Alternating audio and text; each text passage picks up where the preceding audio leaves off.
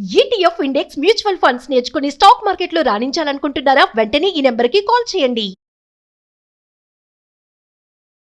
నమస్తే, welcome back to Suman TV. Present మనతో పాటు ఉన్నారు సీనియర్ ఐపీఎస్ ఆఫీసర్ రెడ్డన్న గారు. నమస్తే సార్. నమస్కారం అండి. సార్, ఆన్లైన్ గేమ్స్ గురించి మాట్లాడుకుంటే ఈ మధ్యన గతంలో కూడా చాలా మంది పిల్లలు వీటికి అడిక్ట్ అయిపోయి సూసైడ్స్ వరకు వెళ్ళడం జరుగుతుంది. అంటే పేరెంట్స్ కూడా వాళ్ళ బిజీలో ఉండడం, పిల్లలు మొబైల్స్తో ఎక్కువగా ఉండడము, ఆ గేమ్స్ కూడా ఏంటంటే వీళ్ళకి గైడ్ చేయడము. రీసెంట్గా గజియాబాద్లో కూడా 3 అమ్మాయిలు సూసైడ్ చేసుకోవడం కూడా జరిగింది. అంటే అసలు ఈ కొరియన్ గేమ్స్ అనేవి, కొరియన్ లవ్ గేమ్ అంట సార్. అసలు ఈ గేమ్స్ ఏంటి, వీటిని ఎందుకు మరి బ్యాన్ చేయలేకపోతున్నారు, మరి ఎందుకు దాంట్లో ఉన్నటువంటి ఒక పర్సన్ వీళ్ళని ఎందుకు గైడ్ చేయడము, చివరికి చనిపోమని చెప్పడము, ఇవంతా ఒకసారి వివరాలకు వెళ్తే. ఇప్పుడు కొరియాలో ఇంత ముందు నుంచి కూడా చాలా గేమ్స్ ఉన్నాయి, చాలా గేమ్స్ ఉన్నారు. మన భారతదేశంలో చాలా మంది ఇబ్బంది పడ్డారు. సో దాంతో దేశవ్యాప్తంగానే కాదు, ప్రపంచవ్యాప్తంగా చాలా దేశాల్లో ఈ పబ్జీ గేమ్ని నో అని చెప్పేటప్పటికి భారతదేశంలోనూ మిగతా దాదాపు 14-15 దేశాల్లో దీన్ని బ్యాన్ చేశారు.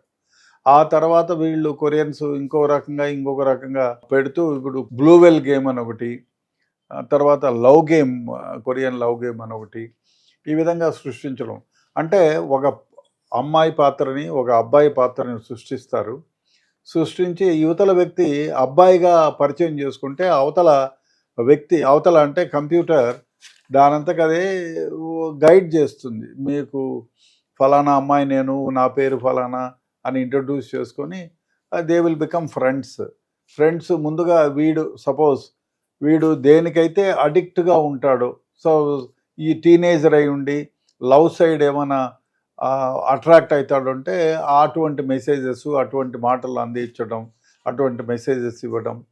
సో చిన్నగా వాళ్ళని ఉదయాన్నే లేస్తాను, good morning my sweet love, అట్లా మెసేజ్లు ఇవ్వటం, రిప్లైలు వేసుకోవటం. మీకు నచ్చిన డ్రెస్ ఏమిటి అంటే స్కర్ట్ అంటే నెక్స్ట్ డే లేని స్కర్ట్లో రావడం.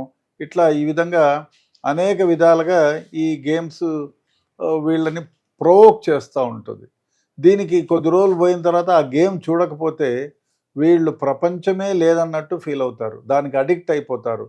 ఇప్పుడు ఎవరైతే నార్కోటిక్ డ్రగ్స్ యూజ్ చేసేవాళ్ళు ఏ విధంగా అదే ప్రపంచం అనుకుంటారో, దానివైపే మొగ్గు చూపుతారో, అది లేకపోతే బ్రతకము, అది లేకపోతే చచ్చిపోవడమో, ఎవరినన్నా చంపడమో చేస్తారు.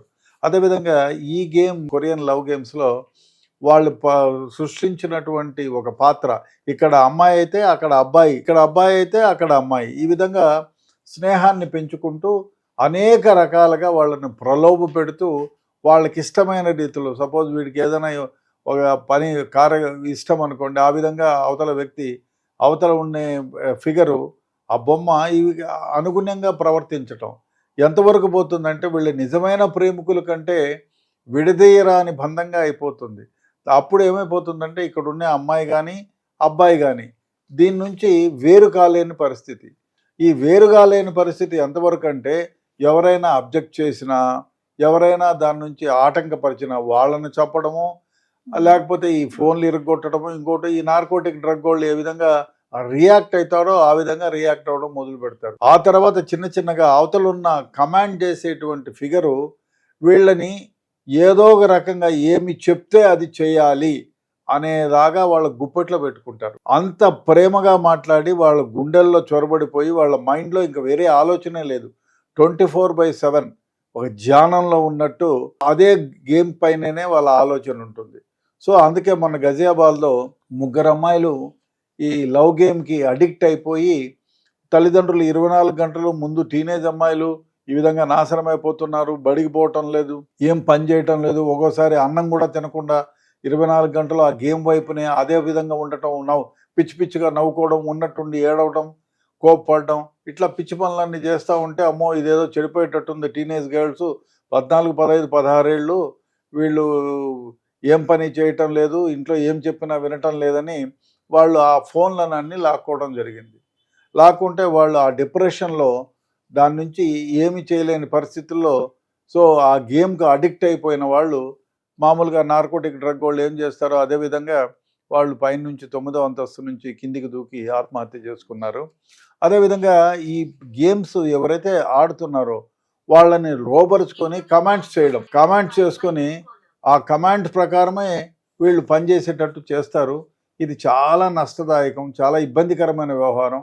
అందువల్ల ప్రభుత్వాలు కూడా డెఫినెట్గా ఇటువంటి గేమ్స్ ఏమైతే ఉన్నాయో దాన్ని బ్యాన్ చేయాల్సిన అవసరం ఎంతైనా ఉంది. అదేవిధంగా యువత గేమ్స్కి అడిక్ట్ అయిపోయి చదువుని నిర్లక్ష్యం చేస్తున్నారు, తమ కెరియర్ని నిర్లక్ష్యం చేస్తున్నారు. ముఖ్యంగా ఈ 10 నిమిషాలు 15 నిమిషాలు రోజు లేదు ఒక 2 గంటలు చూసేవాడు దీనికి అడిక్ట్ అయిపోయి 24/7 కాలేజీలోకి పోయినా, క్లాసులోకి పోయినా, బస్సులో ఉన్నా ఎప్పుడూ ఇదే గేమ్ ఆడుతూ కూర్చుంటున్నారు. సో దీనివల్ల ఆరోగ్యం చెడిపోతూ ఉంది, తర్వాత పని వృధా అయిపోతూ ఉంది.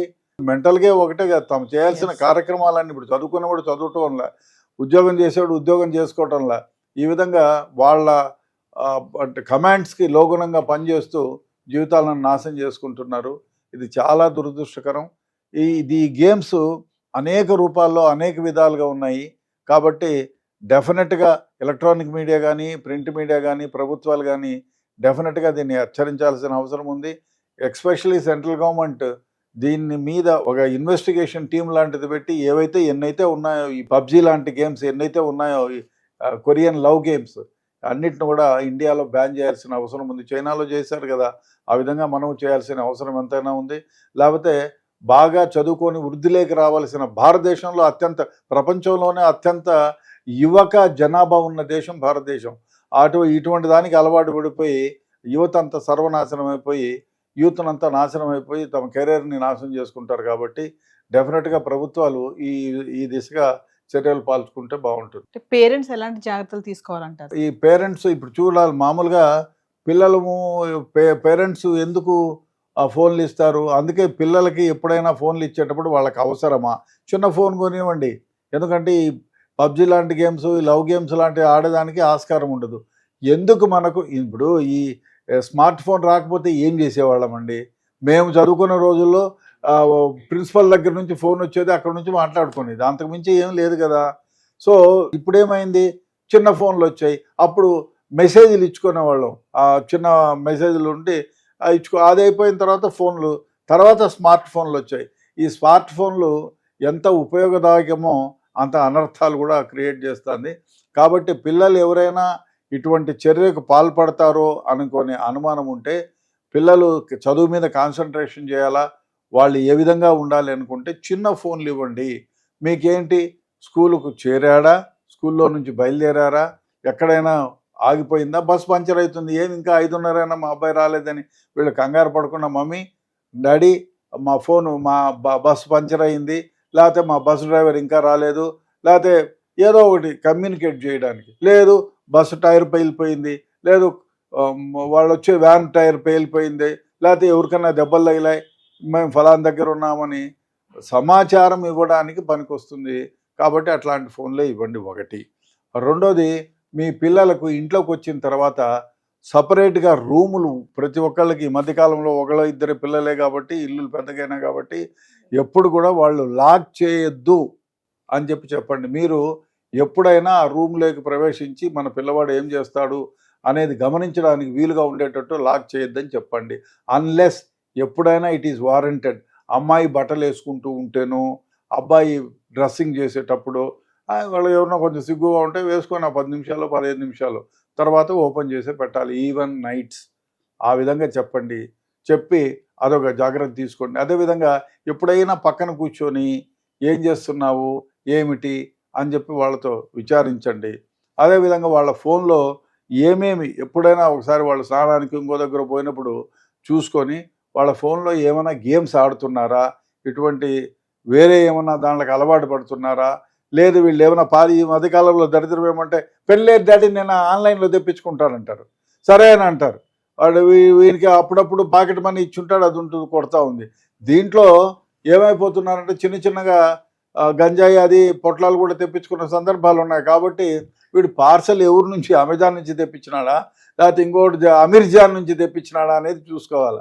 వాడు ఎవడన్నా నార్కోటిక్ డ్రగ్ కూడా ఎవరన్నా సప్లై చేస్తున్నాడా చిన్న పొట్లం అని చెప్పి డెఫినెట్గా చూసుకోవాలి. ఆ విధంగాను చెక్ చేసుకోవడం అవసరము. అదే కాకుండా చాలా సందర్భాల్లో మనం చూస్తుంటాం, డాడీ నేను పండుకుంటున్నాను, good night mummy, good night daddy అని కళ్ళు మూసుకొని వచ్చేసి కొంతసేపు అయిన తర్వాత చూస్తే వీళ్ళు రూమ్లో తలుపేసుకొని ఈ గేమ్స్ ఆడుతూ కూర్చుంటున్నారు. కాబట్టి ఒకసారి ఎప్పుడైనా ఏం చేస్తున్నామని. అదేగా ఇంకో దరిద్రమైన వ్యవహారం ఏమంటే ఈ మధ్యకాలంలో చాలా జరిగాయి. ఏమిటంటే ఫ్రెండ్స్తో కలిపి కంబైన్డ్ స్టడీస్కి పోతున్నాం అంటారు.